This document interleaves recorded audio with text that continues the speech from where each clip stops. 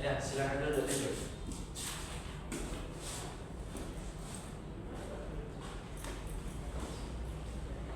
Gimana kabarnya? Alhamdulillah baik bang. Abang gimana kabarnya? Alhamdulillah baik, sehat juga. Gimana hari ini? Ya hari-harinya terjadi seperti biasanya bang. Ya pada waktu kuliah saya juga kuliah, pada waktu nggak kuliah saya melakukan kerja. Jadi abang senang bertemu dengan Ridho pagi hari ini. Pada saat sebelumnya kan kita sudah membahas tujuan dari Ridho untuk meningkatkan manajemen waktu. Hari ini abang mau kita fokus pada identifikasi masalah yang dihadapi dalam mengatur manajemen waktu. Ya bang, karena saya merasa bahwa saya tidak bisa mengelola waktu saya dengan baik bang. Oke, baik. Mari kita identifikasi masalahnya. Apa saja hal-hal yang membuat Ridho tidak memiliki waktu yang cukup? Saya nggak tahu pasti sih bang, tapi saya ngerasa bahwasanya saya tuh nggak bisa melakukan semua hal yang ingin saya lakukan pada kehidupan saya sehari-hari bang. Baik, mari kita membuat daftar kegiatan sehari-hari Ridho. Apa saja kegiatan yang Ridho lakukan dari pagi hingga malam? Jadi boleh bang. Ini abang kasih lembar kertas, Ridho tulis kegiatan apa saja dari pagi hingga malam. Boleh ditulis. Tunggu sebentar bang ya. Iya.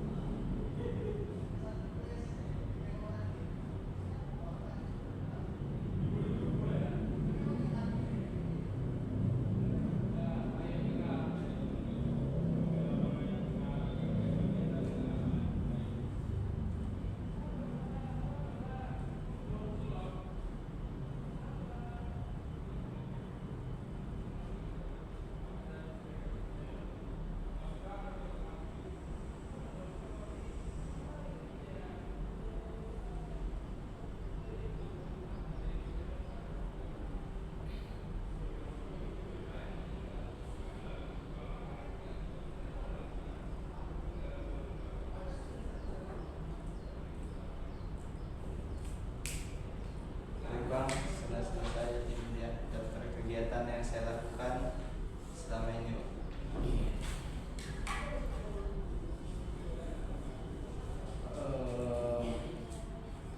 Baik, di sini abang lihat kegiatan dari sehari-hari, bahwa Ridho memiliki waktu kerja yang panjang ya. Iya sih bang, saya memiliki waktu kerja yang lumayan panjang sih, makanya saya sedikit sulit untuk memanajemen waktu saya. Tetapi tidak ada waktu untuk beristirahat ataupun melakukan kegiatan yang lain. Iya gitu juga sih bang. Nah, itu kan susah, kan saya juga bekerja sambil kuliah, jadi saya ketika kenapa saya ngerasa gagal memanajemen waktu saya, karena seperti yang saya sampaikan di pertemuan kita sebelumnya, saya itu kan ketika saya ingin saya bisa melakukan kerja kuliah sambilan kerja Bang. Jadi saya tidak mendapati dua-duanya Bang. Saya hanya mendapati satu. Kalau kuliah ya kuliah aja, kalau kerja cuma kerja gitu Bang. Ini belum paham apa yang dirasakan itu. Makanya daripada itu, mari kita membuat rencana untuk meningkatkan manajemen waktu dari Ridho. Apa saja hal-hal yang ingin Ridho lakukan untuk meningkatkan manajemen waktu? Selama ini saya ingin memiliki waktu berkuliah sambil bekerja Bang. Jadi selama ini saya tidak mendapatkan itu, makanya saya datang ke Abang untuk meminta solusi gimana caranya agar saya bisa mendapatkan itu tadi Bang. Baik Ridho, mari kita buat rencana untuk memasukkan kegiatan tersebut ke dalam jadwal Ridho, di mana di sini Abang akan membantu Ridho untuk membuat jadwal yang seimbang Ridho. Jadi ini Abang buat dulu ya. Jadi biar Ridho dapat mengaplikasikannya seimbang untuk kegiatan sehari-hari dari pagi sampai malam. Oke, ya.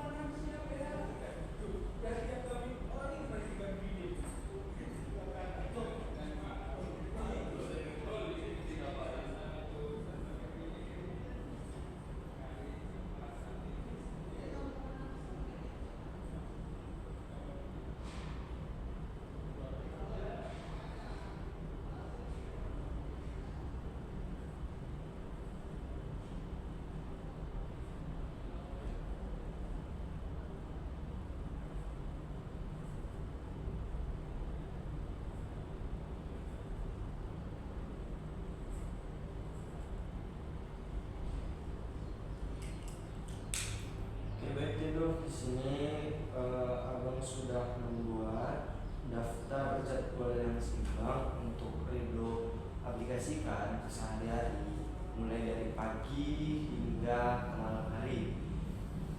Ini boleh dilihat dulu.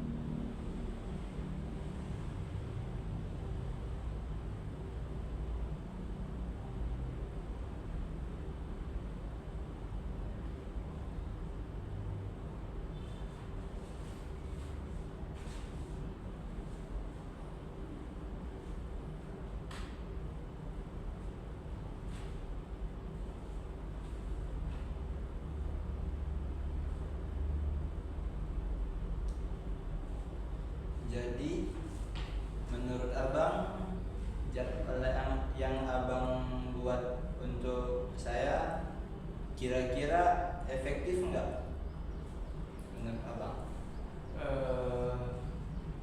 Menurut abang itu sudah efektif, tapi kembali lagi kepada Ridho yang mengaplikasikan waktu tersebut. Sebelum abang menjawab selanjutnya, abang tanya kepada Ridho, selama ini Ridho mulai dari bangun pagi, sarapan pagi, terus kuliah, baru makan siang, kerja, makan malam, hingga tidur malam, itu dicantumkan tidak bagian waktu-waktunya, entah dari bangun tidur itu jam berapa? Abang tanya dulu lagi. Sebenarnya selama ini yang abang bilang itu enggak sih, saya cuma menuliskan kegiatannya saja bang. Jadi saya tidak menuliskan waktu itu bang, jam berapa. Seperti contohnya dari bangun pagi jam sekian ke jam sekian, terus sarapan pagi dari jam sekian, kuliah dari jam sekian, makan siang, kerja, makan malam, dan tidur. Itu selama ini memang tidak saya tulis waktunya bang, gitu. Oke, baik. Di sini abang sudah membuat jadwal yang seimbang. Jadi abang mau nanya juga, waktu kerja Ridho itu jam berapa ya? Waktu kerja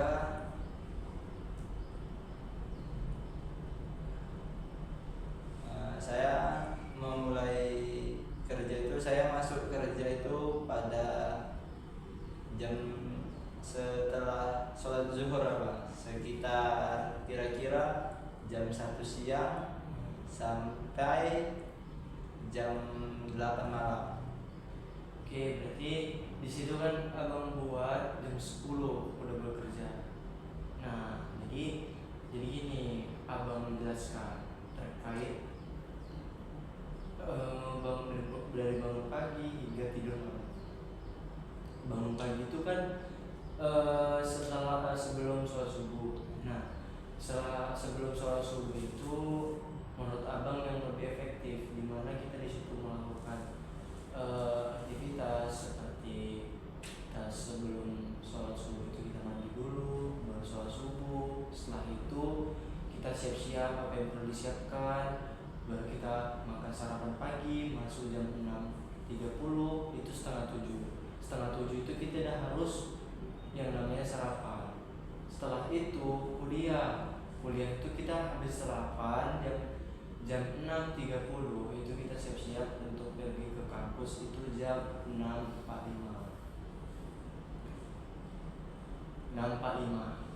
Nah, setelah harus sampai nih 6.45 itu harus sampai di kampus. Setelah itu makan siang nih, contoh tadi kantin ataupun di rumah itu sekitar jam 9.30. Selanjutnya lah untuk kerja, tadi kan dibilang bahwasannya Ridho masuk kerja itu habis zuhur ataupun jam 1. Nah, kenapa bang buat jam 10? Karena di situ biar ada kesenggangan waktu untuk mengerjakan waktu tugas-tugas Ridho yang selama ini memang dari tinjau dari masalah sebelumnya itu kan Ridho mengalami tekanan untuk penugasan karena berbagi waktu dengan kuliah dan kerja. Nah, makan malam itu harus di jam 8, nggak boleh di jam 9 ataupun jam 10. Nah, kita harus manajemen waktu dengan baik. Nah, lanjutlah. Tidur malam itu tidak boleh lagi tidur yang begadang jam 3 pagi, jam berpagi, paling lama itu jam 9 malam. Nah, insyaallah apa yang aku berikan ini cukup seimbang dengan apa yang Ridho jalankan nantinya.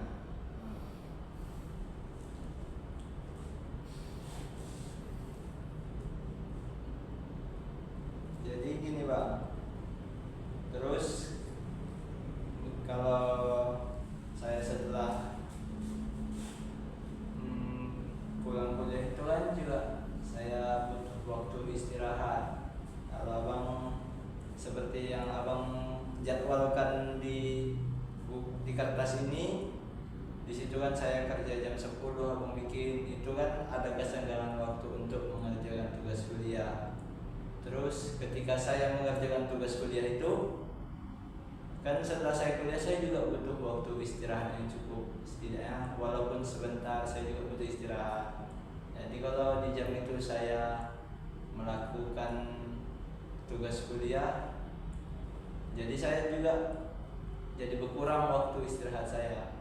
Mungkin apa bisa abang koreksi lagi ini, buatkan untuk supaya saya juga mendapatkan waktu istirahat yang cukup. Oke, baik, sesuai kebutuhan Rido untuk sekaligus istirahat ya Teh. Itu kan tadi abang bahwasanya abang buat di daftar jadwal kegiatan dengan menyeimbangkan waktu, itu membuat waktu kerja itu jam 10. Kenapa membuat waktu 10? Karena bisa mengerjakan tugas itu kan dari jam 10 hingga jam 1 siang, itu kan jangka waktunya panjang, ada sekitar 2 jam setengah lebih lah. Nah, di situ bisa Rido manfaatkan waktu tersebut. Nah, Rido bisa pergunakan untuk istirahat dulu, sekalian bersih-bersih untuk berangkat kerja. Contoh misalnya Rido kan pulang kuliah capek, mandi, setelah itu istirahat. Nah, di istirahatnya itu sampai jam 11 ataupun jam setengah 11 juga bisa. Kita ngambil setengah jam. Nah, jadi bisa Rido pergunakan waktu yang lebih itu untuk mengerjakan tugas. Nah, kenapa abang ambil jauh? Kalaulah abang buat di jam kerja itu jam 12, otomatis Rido buru-buru untuk melakukan aktivitas kerja Rido. Rido masuk di jam 1 setelah zuhur. Nah, kita tidak tahu Rido nanti apa yang terjadi ketika waktunya itu tidak disinggungan jauh. Jadi seperti yang abang bilang tadi, bahwasanya membagi waktu kan ketika waktu istirahat siang, setelah itu kan juga memiliki sedikit waktu lah bang kan, untuk mengerjakan tugas kuliah. Kan kalau begitu waktu yang sedikit itu kan nggak mungkin lah bang untuk kita menyelesaikan satu tugas mata kuliah untuk waktu yang sesingkat itu. Nah, jadi kan saya juga butuh sedikit lebih waktu untuk mengerjakan tugas.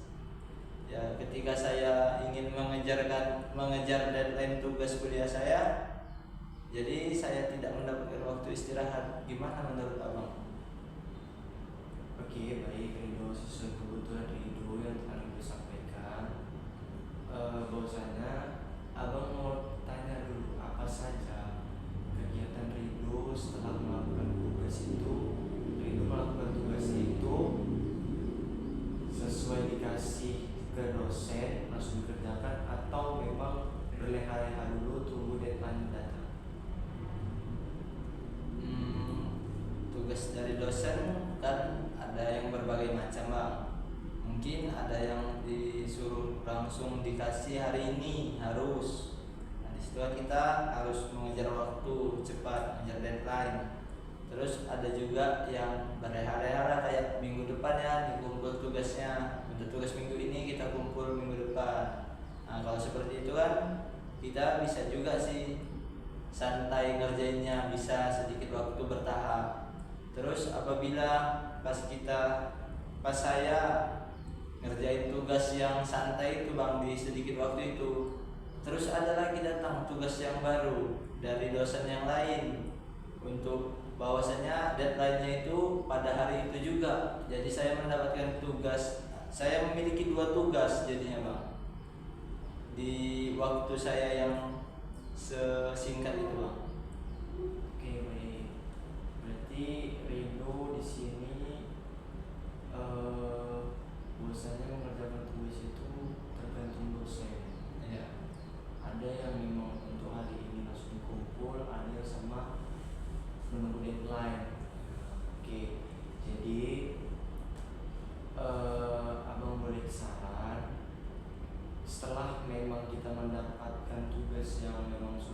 patokkan jauh-jauh hari ataupun kita bilang deadline-nya panjang, itu saran abang ketika nanti Ridho di hari memang benar tidak melakukan tugas sebelum bekerja, nah tugas yang deadline-nya panjang itu dulu dikerjakan.